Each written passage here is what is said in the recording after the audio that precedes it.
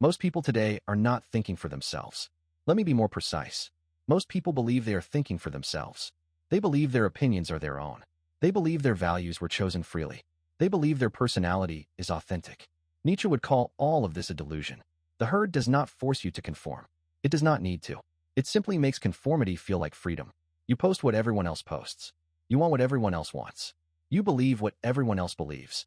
And you call it being yourself. This is the most sophisticated form of control ever devised, the kind that makes the prisoner believe he chose the cage. Social media is the most powerful tool of herd morality ever created.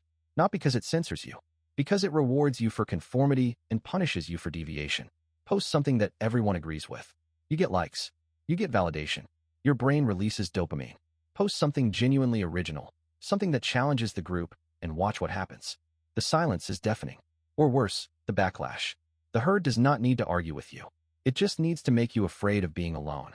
And the fear of being alone is the fear that drives almost all human behavior. Here is the most common example. The gym selfie.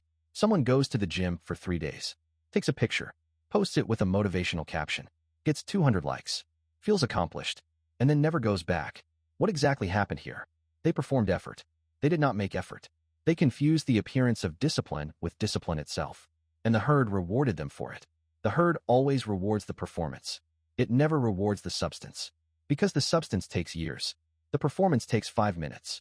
And the herd operates on 5-minute attention spans. The person who actually goes to the gym for 5 years without posting a single picture, that person is invisible. And that person is free. Why do people need this validation? Nietzsche would say it is because they have no self. They have not built an internal structure of values. They do not know who they are unless someone is telling them. So they outsource their identity to strangers on the internet. Every like is a tiny confirmation that they exist. Every comment is proof that they matter. Strip away the likes, strip away the audience, and what is left? For most people, nothing. Because they never built anything underneath the performance. They built a facade. And a facade cannot stand on its own. It needs an audience to hold it up. This is the tragedy of herd morality in the digital age. Millions of people who have confused being seen with being alive. What is the Nietzschean response? It is not to delete your accounts. It is to examine why you use them. Are you creating or consuming? Are you expressing genuine ideas or performing for approval? Are you building something real or curating an image? Most people cannot answer these honestly because the honest answers are too painful. They would have to admit that they have built their entire identity around what other people think of them. And that identity is not a self. It is a mirror reflecting whatever the herd wants to see. Nietzsche's ultimate command was to become who you are, not who gets the most likes, not who pleases the crowd, who you actually are. And becoming who you are requires something that no amount of social media can provide, the courage to be unseen, to do the work when no one is watching, to build yourself in silence, and to let the herd wonder where you went.